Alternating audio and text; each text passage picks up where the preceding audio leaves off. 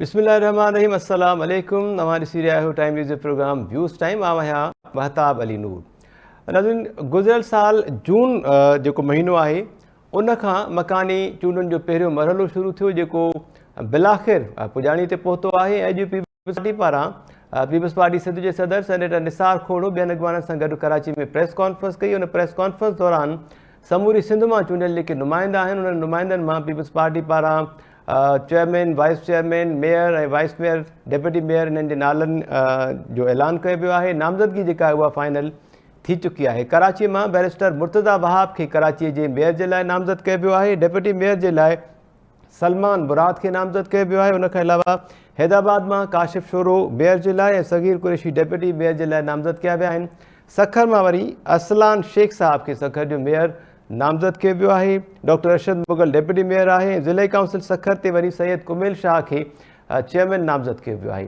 सॼी सिंध जा जेकॾहिं नामज़द जेके कया विया आहिनि अॻवान, उन्हनि जा नाला असां शेयर कयूं त अव्हांखे बि यकीननि इन ॻाल्हि जो अंदाज़ो थी वेंदो त इहे सभु उहे माण्हू आहिनि जेके चूंडियल नुमाइंदनि जा, पोइ उहे MPAs हुजनि, MNAs हुजनि या सेनेटर्स हुजनि, पीपल्स पार्टी सां तालुक़ु रखंदड़, को हुनजो भाउ आहे, को हुनजो पुटु आहे, को हुनजो सोटु मासात आहे, वेझा माइट आहिनि जिन खे मुक़ररु कयो वियो आहे ऐं जिन खे नामज़द कयो वियो आहे। इक़्तिदार जी हेठी सतह ताईं मुंतक़िलीअ जो सुवालु आहे। मकानी निज़ाम जेको आहे, जेको जितां खां बेस करे थो, पर उन इक़्तिदार जी हेठी सतह ताईं मुंतक़िली जेका आहे उहा बि आम माण्हू अवाम ताईं न पहुची सघी आहे। ऐं पीपल्स पार्टी जा कामोरा, पीपल्स पार्टी जा जेके चूंडियल नुमाइंदा आहिनि बाअसर, उन्हनि जे घरनि खां इन इक़्तिदार जी मुंतक़िली जेका आहे उन जी शुरूआति थी आहे। इन जो कहिड़ो असरु पवंदो ऐं जेके मोरूसी सियासत जा सवाल उथनि था, इन ते बि ॻाल्हि ॿोल कंदासीं। ॿियो मामिलो आहे ईंदड़ बजट जो, जेको नाणे वारो वफ़ाक़ी वज़ीर आहे इसहाक़ डार साहब, उन हिकु इंटरव्यू दौरान चयो आहे त ईंदड़ जेका बजट हूंदी उहा अवाम दोस्त हूंदी ऐं वापार दोस्त बजट असां पेश कंदासीं। संदन चवणु आहे त बजट में अवामी फलाह ऐं सीड़पकारी ते ध्यानु ॾिनो आहे। हुकूमत गुंजाइश मूजिबि अवाम खे वधि खां वधि रिलीफ ॾियण जे लाइ कोशिशि कंदी। हाणे बजट जे हवाले सां कुझु अहम सवाल पैदा थियनि पिया। गुज़िरियल केतिरनि ई प्रोग्राम्स में ॻाल्हि ॿोल बि कंदा रहिया आहियूं त IMF पारां कर्ज़ु न मिलियो त मतिलबु मुआशी जेका सूरत हाल आहे उहा बहितर नाहे थी सघी। ऐं मूंखे यादि हूंदो त हूअं त गुज़िरियल केतिरनि ई सालनि खां, पर ख़ासि तौर ते गुज़िरियल साल खां वठी मईशत जेका आहे उहा इंतिहाई ख़राबु हालत में आहे ऐं केतिरा ई दफ़ा मुल्क जे डिफॉल्ट थियण जो, ॾेवाले थियण जो बि ख़दशो ज़ाहिरु कयो वियो। तोड़े जो इसहाक़ डार अॼु बि इहो ई चयो त मुल्क जे डिफॉल्ट थियण जो को ख़तरो नाहे, पर बहरहाल इहा तलवार अञा ताईं असांजे मथां लटके थी पई। हाणे जॾहिं पैसा न आहिनि त पोइ ईंदड़ जेका बजट आहे उहा पेश करण में हुकूमत खे रंडकूं कहिड़ियूं साम्हूं ईंदियूं। उनखां पोइ बजट में छा हुअणु घुरिजे जीअं अवाम खे रिलीफ मिली सघे, ऐं जेकॾहिं पैसा न आहिनि त पोइ वरी अवाम खे रिलीफ कीअं मिलणु मुमकिन हूंदो। इन समूरनि मामलनि ते ॻाल्हि ॿोल कंदासीं। जेके पैनलिस्ट आहिनि उन्हनि जो तारीफ़ असां कराईंदो हलां। सीनियर तजिया निगार आहिनि प्रोफेसर डॉक्टर इनाम भट्टी साहब असांखे जॉइन कयो आहे। प्रोफेसर डॉक्टर रफ़ीक अहमद चांडियो साहब असां सां गॾु आहिनि। इदरीस निगारी साहब ऐं सीनियर तजिया निगार आहिनि, इकोनॉमिस्ट बि आहिनि, इंजीनियर आहिनि, मुश्ताक वीरानी साहब, उहे बि असांखे जॉइन कंदा। प्रोफेसर डॉक्टर रफ़ीक अहमद चांडियो साहब, अव्हां खां शुरूआति कयूं पिया। ॿुधो पिया सर, आवाज़ु अचे पियो? Thank you so much Rafiq sahab, welcome चऊं पिया अव्हांखे सर। नामज़दगी जेका आहे उहा फाइनल थी चुकी आहे। नाला जेके मूं इंट्रो में ॿुधाया, अव्हां ताईं बि अपडेट्स पहुची चुका हूंदा। इहे सभु ग़रीब, पोरियत, रेड़ो हलाईंदड़ ऐं आम माण्हू आहिनि जेके इन मकानी निज़ाम जे चूंडुनि में कामयाबु थिया या उहे इन इक़्तिदार जो मज़ो माणींदा। कीअं पिया ॾिसो अव्हां अॼोकी नामज़दगी खां पोइ पीपल्स पार्टीअ जे अंदरि मोरूसियत जा सवाल जेके आहिनि उहे तेज़ीअ सां उभरनि पिया, पंहिंजा नवाज़ी जेका आहे उहा कई पई वञे। पीपल्स पार्टी जी अॼु जेके नॉमिनेशन्स आहिनि उहे ॿुधी करे मूंखे हिकिड़ो शेर यादि आयो। कंहिं शाइर जो शेर आहे, को लाड़ जो शाइर हो, जॾहिं देव ऊंद जे लणी उगाड़ी सुञा चंड तुंहिंजूं भरियूंसी चटियूं। बिल्कुलु इहो ठहिकी आयो आहे। अॼु जेको बलदियाती सिस्टम हुयो, उन सिस्टम जे ज़रिए जेको डिलीवरी जो प्रॉब्लम पाकिस्तान पीपल्स पार्टी सां रहियो आहे, उन जे लाइ बहितरीनु मौक़ो हो। उन में हिकिड़ी अहिड़ी ॿी टीयर लीडरशिप बि आणे, जेका लीडरशिप टीयर जेका असेंबली लेजिस्लेटिव जेके धुरियूं आहिनि, जेके तव्हां फैमिलीज़ अॻे इस्टेब्लिश करे चुका आहियो, ख़ानदान तव्हांजा इस्टेब्लिश थियल आहिनि, उन्हनि ख़ानदाननि खां अलावा ॿिया हुजनि हा, जेके आंसरेबल हुजनि हा, जेके मिडिल क्लास जा माण्हू हुजनि हा, जेके नए हुन सां अचनि हा, भले पार्टी में एक्टिव हुजनि हा, उन्हनि मां तव्हां कयो। ऐं ईअं ॿियनि पार्टी जे माण्हुनि खे मौक़ो मिलियो आहे. This is all about political system. जी. पर अफ़सोस जी ॻाल्हि इहा आहे त सखर, कराची, हैदराबाद ऐं टंडो मोहम्मद ख़ान ऐं ॿिया जेके बि ज़िला आहिनि उन्हनि में असांखे इहो नज़र अची रहियो आहे त जेके ख़ानदान आहिनि उन्हनि ख़ानदाननि में वधीक जेके आहिनि से जेके उन्हनि जा यंग जेके आहिनि उन्हनि खे इस्टेब्लिश करण जी कोशिशि कई वई आहे. इन में प्रॉब्लम कहिड़ो आहे? इन में प्रॉब्लम को बि न आहे. हर माण्हू थी सघे थो उहे पाकिस्तान जा शहरी आहिनि, पर प्रॉब्लम इहो आहे तव्हां जेकॾहिं ख़ानदाननि जूं मोनोपोलिस क्रिएट कंदव त तव्हांखे सुभाणे जेको केडर आहे, जेको वर्कर आहे, तव्हां उनखां तमामु घणो परे थी वेंदव. परे थी वञण जी सूरत हाल में तव्हांखे हमेशह इस्टेब्लिशमेंट जे दर ते बीहणो पवंदो, इस्टेब्लिशमेंट जा ठाह करणा पवंदा. या इलेक्टेबल वारी जेका तव्हांजी ज़हनियत आहे उहा ज़हनियत तव्हांखे हिकिड़ी अहिड़ी जाइ ते खणी वेंदी जंहिं जाइ ते तव्हांजो जेको पूरो जेको डेमोक्रेटिक हिकिड़ो पॉलिटिकल फिलॉसफी आहे उन खां परे हलिया वेंदो ऐं नतीजे में तव्हांजो वोटर तव्हांजे वेझो न ईंदो. अॼु त पीपुल्स पार्टी वटि का बि कॉम्पिटिशन कान्हे का. सिंगल पार्टी इन सिंध में ऐं पाकिस्तान में ख़ैर कॉम्पिटिशन हुई, पर सिंध में उन्हनि जी का सूरत हाल तमामु बहितर आहे. उन करे तव्हां भले जेको वणे सो कयो, पर इहो ई जेकर तव्हां कंदा रहंदो तव्हांजो जेको वोटर आहे उहो तव्हां खां परे थी वेंदो ऐं को बि अल्टरनेटिव क्रिएट थी सघे थो पियो. उन करे मां सम्झां थो त बलदियाती निज़ाम जेको छो त ॾिसो बलदियाती सिस्टम जेको अॻु में आहे जेको एडमिनिस्ट्रेटिव थ्रू रहियो आहे उन्हनि में तव्हां असां सभिनी खे ख़बर आहे त जेके बि एडमिनिस्ट्रेटर आहिनि उन्हनि जा MPs जेके आहिनि इहे ई पैसा खणी हलिया वेंदा रहिया आहिनि. मां कंहिं ते इल्ज़ाम नथो हणां, कंहिंजो नालो नथो वठां, पर रिपोर्ट्स मुतद ईंदियूं रहियूं आहिनि त उन्हनि जो खानो ख़राबु करण में माण्हुनि वटि उते जेके एडमिनिस्ट्रेशन माण्हू हुआ उन्हनि माना कारोबार हलाइण जो कमु कोन हुयो. अहिड़ी सूरत हाल में तव्हांखे पंहिंजे इलेक्टेबल्स खे मज़बूत करण बजाए तव्हांखे थोरी सर्विस डिलीवरी ते ध्यानु ॾियणु खपंदो, जंहिंखां पोइ मां सम्झां थो त बहितर हुजे हा त सूरत हाल जेका आहे सा ॿिए नमूने जी थिए हा.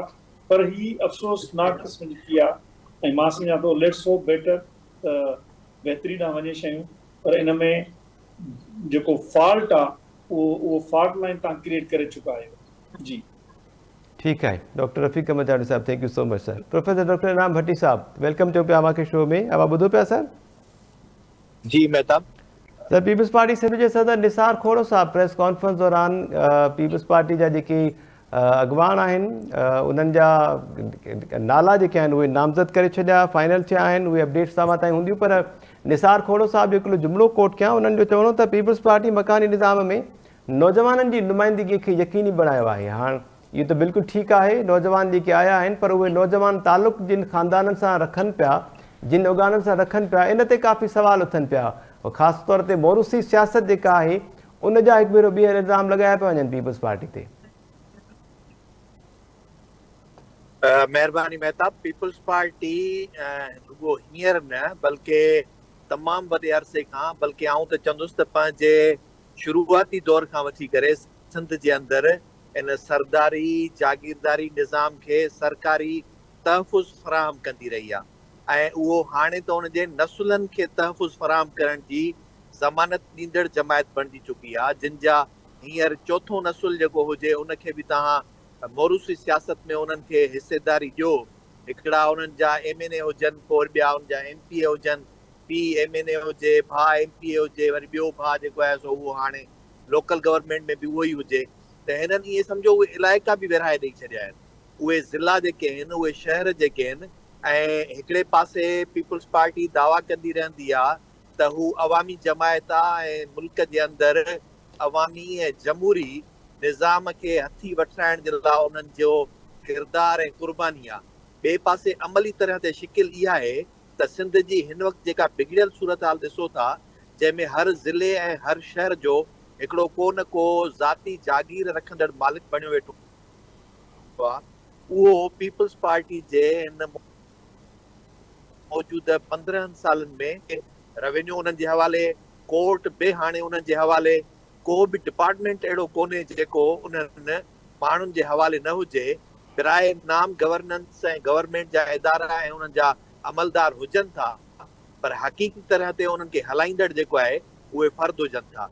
वञो तव्हां कंहिं बि शहर जे मुख़्तियारकारी ऑफिस में ऐं उते जेकॾहिं तव्हांजो को कमु जाइज़ कमु उहो बि जेकॾहिं थी वञे त आउं ॾंढ भरे ॾियां, उनजो बि जाइज़ कम जे लाइ बि उते जेको उन जे लाइ मुक़ररु थियल हूंदो माण्हू, त इन माण्हूअ जे सिफारिश फोन या पर्ची खां सवाइ उहो कमु न थींदो। ईअं ई तव्हां हलिया वञो थाणे ते, त थाणे ते कंहिंजी का जाइज़ FIR बि कोन कटबी जेसीं तोणी उन कंहिं बंगले तां फोन न अचे, उनखे SHO खे को हुकुम न थिए, न त ॿी सूरत में तव्हां कोर्ट जो मुंहुं कयो, पोइ कोर्टुनि खां उहे ऑर्डर थियनि, तॾहिं बि उहे ऑर्डर थियण जे बावजूद बि उहे FIR कोन थियूं कटजनि। नाज़िम जोखे जे मामले खां वठी करे खैरपुर जूसे जे उन सियालनि वारे मामले ताईं, या ख़ुदि संदन हिकिड़ी MPA जेका हुन पासे खैरपुर वारे पासे जेका नौशेरे वारे पासे जेका उनजो, इन्हनि सभिनी जा जेकॾहिं केसिस ॾिसंदो तव्हांखे मामला सिधा सवा नज़र ईंदा। त हाणे आउं सम्झां थो त लोकल गवर्नमेंट जो हिननि जेको बिल पेश कयो, अमेंडमेंट जेका इलेक्शनुनि खां थी वञण खां पोइ, नुमाइंदनि जे चूंडिजी वञण खां पोइ, उन में जेका हिन अमेंडमेंट कई त केर बि ॿाहिरियों माण्हू जेको उन लोकल गवर्नमेंट में चूंडियल बि न हुजे, उहो हेठां खां वठी मथे ताईं उन्हनि जो चेयरमैन ऐं बणिजी सघे थो। त इन जी सॼी जेका आहे असुल उनजी ज़रूरत इन जे करे खे पेश आई, त हाणे जॾहिं उन्हनि ॾिठो त के ख़ानदान के माण्हू रहिजी था वञनि जिन खे अकोमोडेट नथा करे सघूं, त इन तरीक़े सां उनखे अकोमोडेट कबो। ऐं हाणे तव्हां सॼी सिंध जी डेटा खणी ॾिसो, उन हर सिंध जे हर ज़िले में उन्हनि ज़िलनि जे ज़िले काउंसिल हुजे या जेका आहे मेट्रोपॉलिटन कॉर्पोरेशन हुजे, या वेंदे हाणे त हेठि ताईं टाउन ते बि ऐं नंढनि नंढनि शहरनि में जेके रिज़र्व हारी सीटूं आहिनि, मूंखे कल्ह कंहिं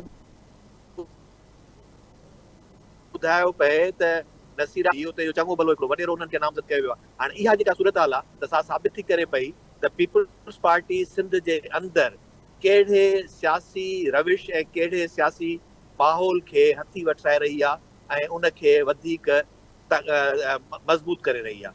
त इनखे जेको असीं सदाई चवंदा रहंदा आहिनि त ही जागीरदारी निज़ाम या सरदारी निज़ाम, त आइन ऐं कानून में त किथे बि को जागीरदारी या सरदारी निज़ाम पाकिस्तान जे अंदरि कोन्हे, ऐं बिलख़ुसूस सिंध में त को बि अहिड़ो एरिया कोन्हे जेको डिफाइन उन कैटेगरी में ईंदो हुजे। पर इन तरीक़े सां उहे हथरादू तौर ते उन्हनि खे इहे सभु शयूं ॾेई करे सिंध में सरदारी ऐं जागीरदारी सिस्टम खे वधीक मज़बूत बणाइनि था। पोइ नतीजे में हींअर कंहिं बि शहर में किथे बि को माण्हू पंहिंजो पाण खे हिकिड़े आम शहरी हुजण वारो जेको अहसासु, जेका इज़त वारी ज़िंदगी गुज़ारे, उनजो अहसासु कंहिं बि फर्द खे आउं नथो सम्झां तो थींदो हुजे। न रुगो हिते, पर हींअर त हाणे चङा भला जेके वॾा शहर आहिनि, उन्हनि शहरनि जी बि इहा सूरत हाल आहे। हाणे जेॾी महिल असां जामशोरे ऐं होॾां वरी जेको आहे सो हैदराबाद जी बि सूरत हाल इहा ई हूंदी, त उते बि तव्हांजा नवां नवां सरदार भोतार जेके आहिनि उन्हनि खे तव्हां हथी ॾेई करे ऐं उन्हनि खे अॻिते आणींदो, त इन जो पोइ नतीजो इहो ई निकिरंदो।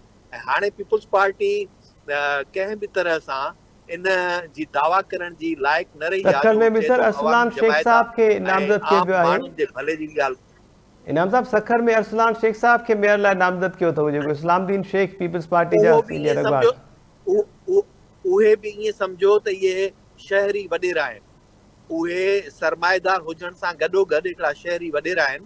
छाकाणि पीपल्स पार्टी जंहिं कल्चर खे जनम ॾिए थी, उहो कल्चर हर हंधि ते प्रिवेल करे थो, उहो सरकारी इदारनि में बि ईअं ई प्रिवेल करे थो। तव्हां कंहिं बि पीपल्स पार्टी सां लाॻापियल कामोरे सां बि जेकॾहिं वञी करे मिलंदव, त उहो बि तव्हांखे ईअं लॻंदो त उहो उन इदारे जो को मुलाज़िम या उन इदारे जे अंदरि सरकारी नौकरी कंदड़ न, बल्कि उते जो हिकिड़ो को वॾो जागीरदार या उते जो सरदार हूंदो।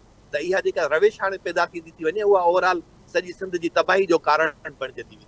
जी मेहताब। ठीक sir, professor doctor Inam Bhatti sahab, thank you so much sir. वापस सवाल अचूं था पिया। इदरीस लिगारी साहब, अवांखे वेलकम चओ पिया, thank you so much sir. मकानी निज़ाम में बुनियादी जेके सब्जेक्ट शामिल आहिनि आम माण्हूअ खे रिलीफ फराहम करण जे हवाले सां इक़्तिदार जी हेठी सतह ताईं मुंतक़िली जो मामिलो आहे त बेसिक एजुकेशन हुजे, बेसिक हेल्थ यूनिट्स हुजनि, उनखां पोइ म्यूनिसिपल कॉर्पोरेशन, उनखां पोइ रोड रस्तनि जी बहाली वारो कमु, इहे समूरा सब्जेक्ट हिन मकानी खातनि जे निज़ाम में शामिल आहिनि। सम्झो पिया त हीअ जेके नामज़दगियूं साम्हूं आयूं, इन खां पोइ इहे बेसिक सब्जेक्ट्स ते कमु थी सघंदो? अहिड़ा कामोरा जेके आहिनि उहे इन्हनि मामलनि में बि हथु विझंदा? महिरबानी मेहताब अली साहब। मुंहिंजे ख़्याल में मूंखे त का बि हैरानगी न थी आहे त जेके चेयरमैन ज़िले चेयरमैन आया आहिनि या मेयर आया आहिनि, मूंखे इहा ई उमेदु हुई त अहिड़े क़िस्म जा ई माण्हू ईंदा ऐं खैरनि सां जेका आहे सा मुंहिंजी उहा उमेदु पूरी थी आहे ऐं उहे ई माण्हू आया आहिनि जेकी असांखे उमेदु हुई ऐं जेके चेहरा असां अॻु में ॾिसी चुका आहियूं। ॾिसो मेहताब साहिबु, हिते मुंहिंजे ख़्याल में हिकिड़ो ॾाढो असां वटि ज़रूरत हीअ आहे मुंहिंजे ख़्याल में त असांखे जेका आहे न पीपल्स पार्टी का हिकिड़ी हुई भुटे साहिब जी पीपल्स पार्टी, उन सां केतिरा इख़्तिलाफ़ केतिरियूं जेके से तनक़ीदूं पंहिंजी जॻह ते, ॿी पीपल्स पार्टी जेका हुई उहा बेनज़ीर साहिबा जी क़यादत में हुई, तंहिंसां बि केतिरा इख़्तिलाफ़ ऐं तनक़ीदूं पंहिंजी जॻह ते। ही जेका आहे न 2008 खां पोइ जेका आसिफ ज़रदारी साहिबु ऐं बिलावल भुट्टो ज़रदारी साहिबु जेका पीपल्स पार्टी ॾिनी आहे न, उहा असां चवंदा आहियूं शाइरीअ में अदब में या सियासत में हिकिड़ा माण्हू पंहिंजो ख़ासि दौरु खणी ईंदा आहिनि, हिकिड़ी पंहिंजी ख़ासियत खणी ईंदा आहिनि ऐं पंहिंजी हिकिड़ी नवाण खणी ईंदा आहिनि, हिकिड़ो पंहिंजो नओं पूरो सिस्टम खणी ईंदा आहिनि, नओं पूरो सेटअप खणी ईंदा आहिनि, पूरो नओं पूरो निज़ाम खणी ईंदा आहिनि। त आसिफ ज़रदारी साहिबु सिंध जी पॉलिटिक्स में जेको आहे न हिकिड़ो पंहिंजे क़िस्म जो हिकिड़ो मख़सूस क़िस्म जो हिकिड़ो पूरो हिकिड़ो निज़ाम मुतारिफ़ करायो आहे।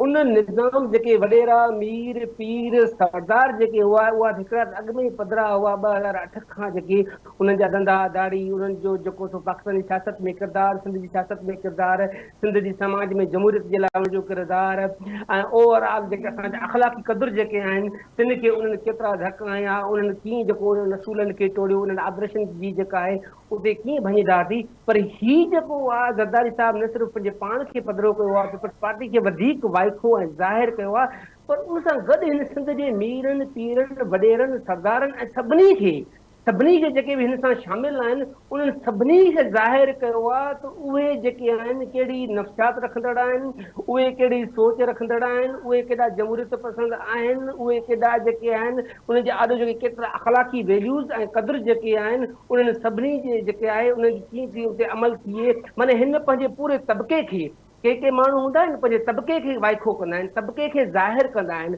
त सिंधी समाज में जेको इहो तबिको जेको न कंहिं सूरत में को बेनिफिट ऑफ डाउट जेको हूंदो असां उनखे ॾींदा हुआसीं। ज़रदारी साहिब जी वॾी महिरबानी आहे चवां थो सिंधी क़ौम ते, त घटि मां घटि हिन उनखे ज़ाहिर करे छॾियो।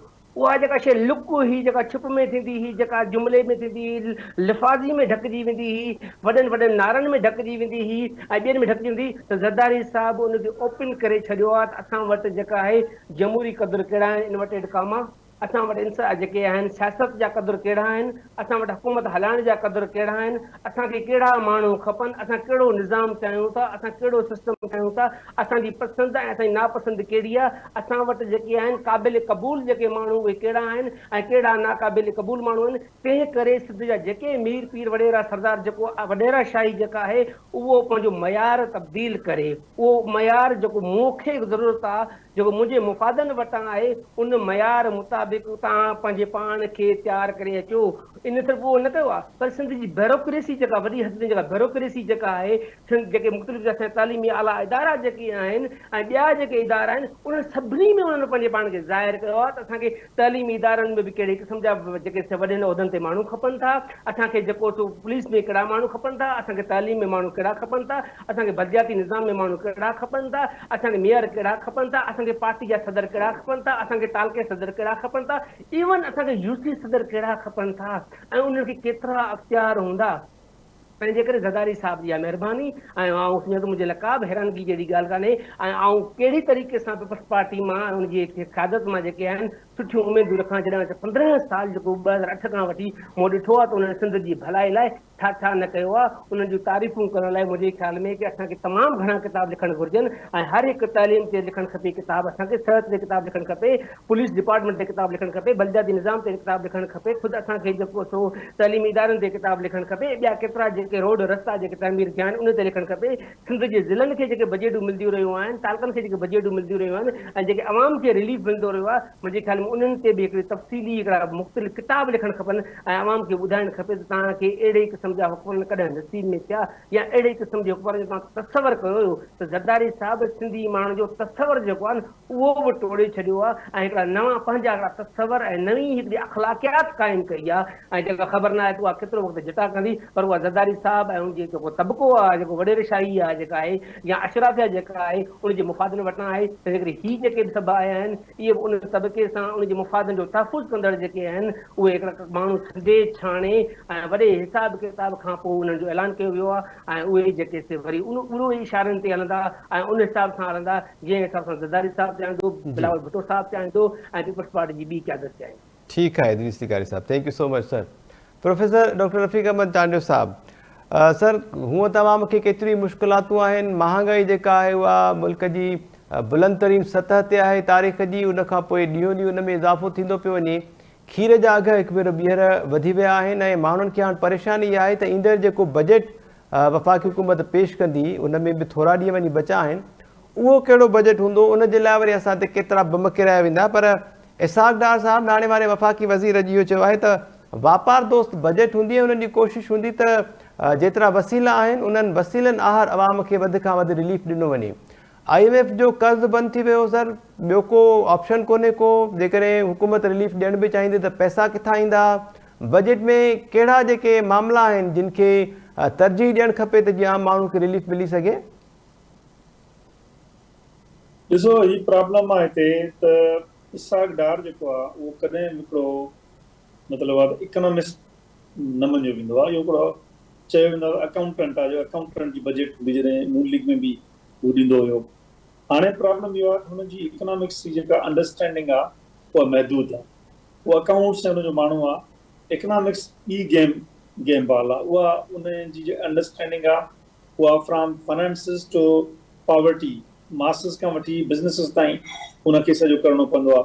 बजट मेकिंग हिकिड़ो ॿियो प्रोसेस आहे। इसाक़ डार जीअं आयो अचण सां ई मुल्क में जेके हुन हरकतूं शुरू कयूं हुयूं उन्हनि मां ई ज़ाहिर हुयो त हू मतिलबु आहे त कहिड़ी डायरेक्शन वञी रहियो आहे। इहो जेको फ़ैसिलो आहे त असां बसि नथा अचनि त नथा वञूं, हिकिड़ी नाकामी जो कन्फेशन आहे त ही इसाक़ डार ऐं उन जेका मिशनरी आहे उहे IMF जी कंडीशन्स खे मीट नथा करे सघनि।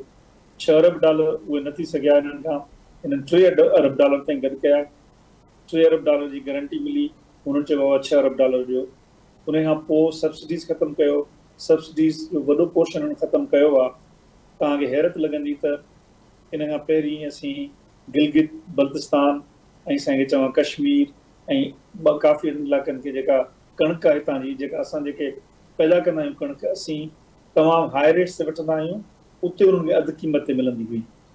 उहे सब्सिडीज़ उन्हनि खणी ख़तमु कयूं आहिनि, बिजली जे अघनि में उनमें वाध कई आहे, उहे जेके शयूं ख़तमु थियूं आहिनि।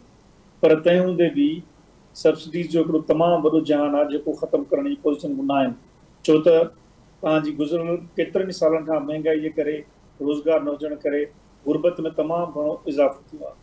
हाणे अचूं था पिया त जेकॾहिं तव्हांजो बैलेंस ऑफ पेमेंट्स जो मसइलो अचे थो ऐं तव्हां वटि IMF जो प्रोग्राम कोन्हे को, तव्हां वटि कहिड़ो प्लान आहे? जेको प्लान B आहे उहो असांजी सम्झ में इहो थो अचे त चीनी जेके कर्ज़ आहिनि उहो रोल ओवर कराईंदो, तव्हां सऊदी उन्हनि कुझु वठंदो ऐं ॿी तव्हांजी हिकिड़ी अंडरस्टैंडिंग हूंदी त असां जेको आहे सो कुझु बिज़नेस करे वठंदासीं, कुझु एक्सपोर्ट्स वधाईंदासीं ऐं कुझु जेके रिमिटेंसिस ईंदा उनखे बहितर कंदासीं। ॿियो जेको कमु ही कंदा आहिनि उहो कंदा आहिनि LCs बंदि करे वेंदा आहिनि, इम्पोर्ट्स बंदि करे कंदा आहिनि। उहो एतिरो ख़तरनाक आहे जो तव्हांखे मां ॿुधायां त उन जे थियण जे करे श्रीलंका जेको डेवलपमेंट थियो उन करे हुननि इम्पोर्ट्स बंदि कया हुन जा फर्टिलाइज़र जा। इहो तव्हां वटि ऑप्शन न आहे, छो त इन जो डायरेक्ट तालुक़ु आहे तव्हांजे एक्सपोर्ट सां, उहो ऑप्शन तव्हांजो न आहे। इन्फ्लेशन जेका आहे उहा हिन वक़्तु इहो शो करे रही आहे त पंहिंजी पीक ते रसी चुकी आहे शायदि, छो त हाणे उन ईज़ थियण जा इंडिकेशन्स ॾियणु शुरू कया आहिनि। मुमकिन आहे त सुठो थींदो त कुझु अॻियां हली थोरी वधीक ईज़ थिए। इन्वेस्टमेंट न हुजण जे करे जेका एम्प्लॉयमेंट आहे उहा बिल्कुलु न थी आहे, पर हिकिड़ो अंदाज़ो इहो आहे त 4 खां 5 मिलियन जे विच ते माण्हू जेके आहिनि उन्हनि पंहिंजा रोज़गार विञाया आहिनि गुज़िरियल कुझु सालनि में। इहो हिकिड़ो वॾो बेरोज़गार तइदाद आहे ऐं एडेड इनटू दैट आहे जेके गुरबत जे लकीर खां हेठि ऑलरेडी माण्हू वधिया आहिनि। इहे सभई 38% जेका कॉन्स्टेंट तव्हांजी कोर इन्फ्लेशन आहे उन में रही रहिया आहिनि। इहा हिकिड़ी यानी मेरिकल जहिड़ी ॻाल्हि आहे। हुननि जी तकलीफ़ुनि जो अंदाज़ो शायदि इसाक़ डार साहिब खे न आहे। हिननि खे इहो करणु खपंदो हुयो त IMF जूं कंडीशन्स पूरियूं करणु घुरिबियूं हुयूं जीअं IMF खां इहो कंक्लूड थिए हा ऐं पोइ ॿियो प्रोग्राम शुरू करे हा। तव्हांजी चॉइस छा आहे? तव्हांजी चॉइस इहा आहे तव्हां इहे रिफॉर्म सेट कंदा हलो ऐं रिफॉर्म ज़रिए पंहिंजी इकोनॉमी खे पंहिंजे पेरनि ते बीहारियो ऐं कर्ज़ लाहिणु शुरू कयो ऐं पोइ तव्हां पंहिंजी मर्ज़ी सां जेकॾहिं ॿियूं शयूं कयो। पर इहो लॉन्ग टर्म प्लान आहे, अहिड़ो को प्लान न आहे। हिन बजट में मां ॾिसां थो मजमूई तौर ते रिलीफ ॾियण जी कोशिशि कई वेंदी, पर को कंहिं वॾी कंसेशन जी तवको मूंखे कान्हे का। पघारूं जेके मुलाज़िमनि जूं ऐं मिनिमम वेज स्टैंडर्ड आहे उनखे जेकर नज़र रखिजे त मूंखे लॻे थो त पघारुनि में 10 खां 15% इज़ाफ़े जी ॻाल्हि आहे थी। जेकॾहिं मैक्सिमम विया को सरप्राइज़ ॾियण जी कोशिशि कयूं त 20 ताईं वेंदा। उहो बि वरी कंडीशन्स आहिनि IMF जूं, उन करे उहो हिकिड़ो लिमिटेड स्पेस आहे। पर जेको मिनिमम वेज स्टैंडर्ड आहे जेकॾहिं उन में ख़ातिर इज़ाफ़ो न थियो त पोइ जेको मज़दूर तबिको आहे, जेको आम ग़रीब तबिको आहे, उहो वॾी पीड़िजी वेंदो। छो त मिनिमम वेज तव्हां मुक़ररु कंदा आहियो माना एतिरे ते जो हिकिड़े घराणे जो गुज़ारो थी सघे घटि में घटि शयुनि ते। उन में जेकर तव्हां कंप्रोमाइज़ कयो था त वॾो मसइलो थींदो। सो मजमूई तौर ते बजट मां का वॾी तवको कान्हे का मूंखे, पर इहो आहे त जेका आहे सा हुनजी कोशिशि कंदी गवर्नमेंट, PDM गवर्नमेंट। उन्हनि खे उहे डेस्परेट आहिनि त असां कुझु जेके आहिनि से डिलीवरी ॾियूं, पर हिननि हालतुनि में डिलीवरी ॾुखी आहे। उन करे कुझु अहिड़ा ऐलान, पॉपुलर क़िस्म जा ऐलान अची सघनि था जिन जो को सस्टेनेबिलिटी सां वॾो तालुक़ु न हुजे, पर उहो ॾिसिजे त कहिड़ियूं शयूं करे सघनि था। के लोन, कर्ज़ ऐं अहिड़े क़िस्म शयूं वरी थी सघनि थियूं पियूं। पर लोननि कर्ज़नि जी जेका सूरत हाल आहे 21% ते आहे इंट्रस्ट रेट, ही कुझु को सब्सिडाइज़ ॾियनि ऐं ॾिसिजे त छा थो थिए पियो। बहरहाल मां सम्झां थो का घणी तवको बजट में नथी रखी सघे। ठीकु आहे। Professor doctor Rafiq Ahmed Chandu sahab, thank you so much sir. Inam Bhatti साहब ॿुधो पिया सर अवां?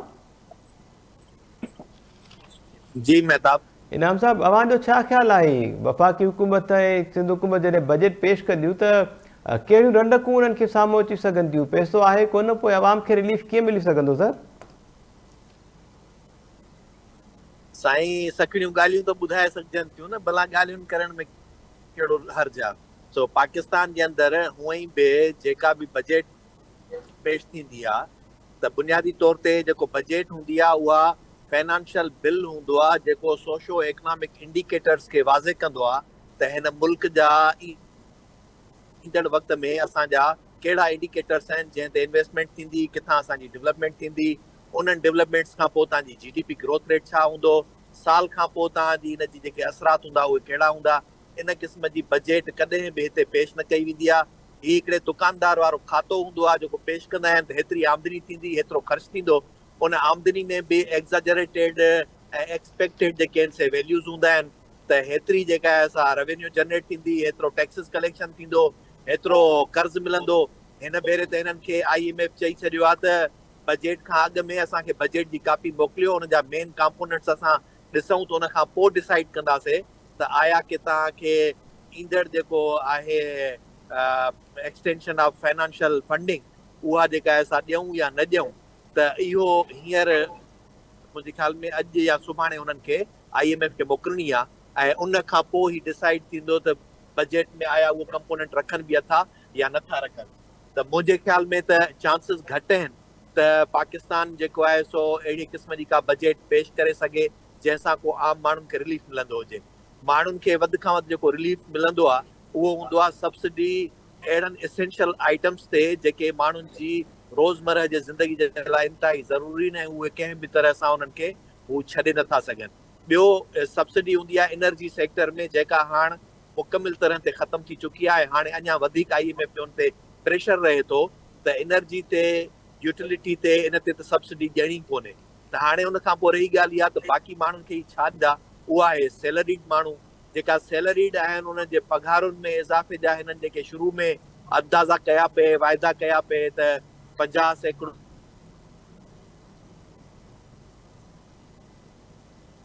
पोइ हेतिरो वधाईंदासूं। हाणे उहा ॻाल्हि वञी हिते बि थी 20% हार्डली जेकॾहिं वधियो त सो बि वधंदो, सो बि थी सघे थो त लोअर 16 ग्रेड ताईं जो हुननि जो जेको आहे सो एतिरो वॉल्यूम वधाइनि त ॿी सूरत में मथियनि खे एतिरो ॾींदा बि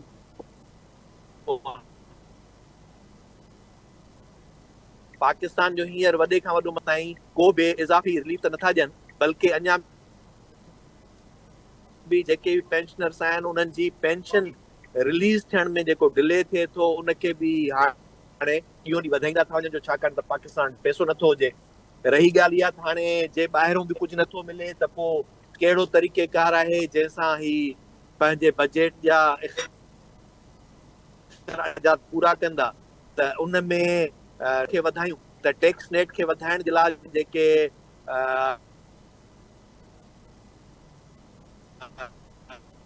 रिथाऊं हमेशह ई कंदा रहिया त मुल्क जे अंदरि जॾहिं पैसे जी रेल पेल घटि आहे त उन में कारोबार जेतिरा घटि थियनि था उनजो सिधो सो असर वरी न थिए थो त माण्हू या कारोबारी जेको आहे वधि में टैक्स में ई चोरी करे थो, ऐं उन जे नतीजे में तव्हांजी टैक्स कलेक्शन बि जेका एस्टिमेटेड हुजे थी उन खां अञा वञे थी घटिजी।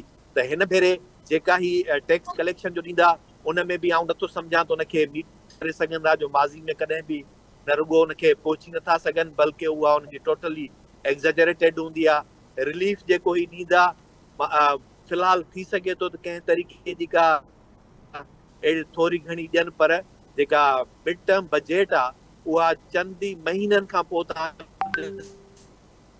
ॾिसंदो जेका अची वेंदी।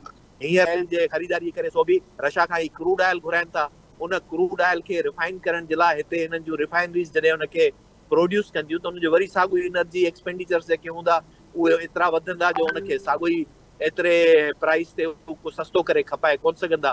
त मुंहिंजे ख़्याल में बजट मां मूंखे को आसरो उमेद कोन थो लॻे त अवाम जे लाइ को उन में वॾी का ख़ुशख़बरी हूंदी, को रिलीफ हूंदो, बल्कि अञा थी सघे थो त कंहिं न कंहिं तरह सां को वधीक बर्डन अची वञे, स्पेशली उहो उन ते जेके बि तव्हांजा जीअं मिसाल हिटिबिल आयल आहे या ॿियूं अहिड़ियूं जेके बि खाजरू खाद खुराक जूं शयूं उन्हनि ते टैक्स जॾहिं वधंदो त उन जा रेट्स वधी वेंदा। तव्हांजो टोटल जेको आहे दालियूं ॿाहिरां अचनि, खाधे जो तेल ॿाहिरां अचे, चांहि ॿाहिरां अचे, इन्हनि सभिनी शयुनि खे ॾिसण खां पोइ लॻे थो त ईंदड़ वक़्त में अवाम खे अञा वधीक पंहिंजी कमर कशनी पवंदी ऐं पाण खे वधीक उन बार जे हेठों जेको आहे सो अचण खां पोइ पंहिंजी ज़िंदगी जे लाइ तइमु करणो पवंदो त कीअं केतिरी सोढ़ी गुज़ारे सघनि था। जी मेहता ठीकु आहे professor doctor Inam Bhatti sahab, thank you so much sir. Idrees गारी साहब ॿुधो पिया हुआ? जी जी मेहता साहब। इदरीस साहब, अव्हां जो छा ख़्यालु आहे? मुल्क में हिकु त मुआशी बहरान आहे, सियासी छिकतान उन खां अलॻि आहे, उन खां पोइ वरी डिफॉल्ट थियण जो ख़तरो, उहा तलवार बि लटके थी पई।